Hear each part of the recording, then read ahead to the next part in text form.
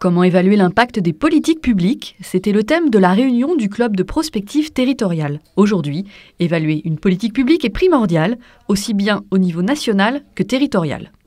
Il ne suffit pas en fait de mettre en place une politique publique et de regarder ce qui s'est passé en termes d'évolution de l'emploi, ou est-ce que les entreprises qu'on cherche à aider se sont développées.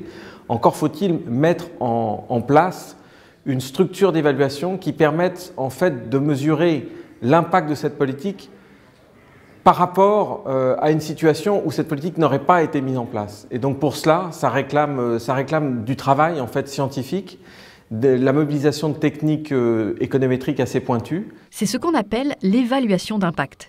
Et à cette occasion, France Stratégie a présenté son guide de méthodologie à l'usage des décideurs et des praticiens. Comme cette question de l'évaluation, qui est quand même très technique, n'est pas encore bien maîtrisée dans tous les Césaires, bien que les Césaires veuillent garder une certaine souplesse dans la façon de pratiquer l'évaluation, il y a des codes à respecter, il y a des principes à respecter.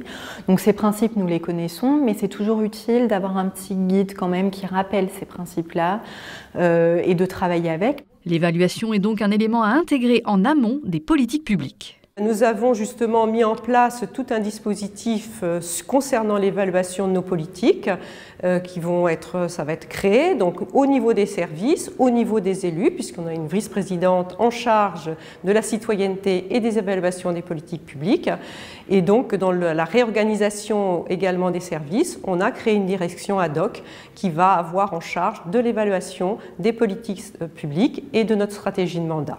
Et en région, l'INSEE contribue justement à cette évaluation. C'est important que l'INSEE fasse des études territoriales parce qu'il y a une forte demande des acteurs publics qui sont au niveau régional, départemental, local, pour accéder à des données et pour avoir des études avec de la valeur ajoutée.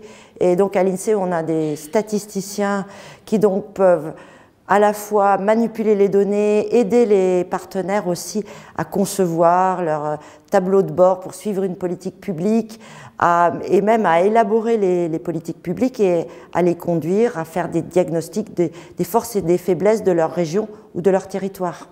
Les conditions de succès d'une évaluation résident donc avant tout dans la compétence des évaluateurs, tant au niveau de leur expertise technique que dans leur capacité à interpréter les résultats en fonction du contexte social et institutionnel.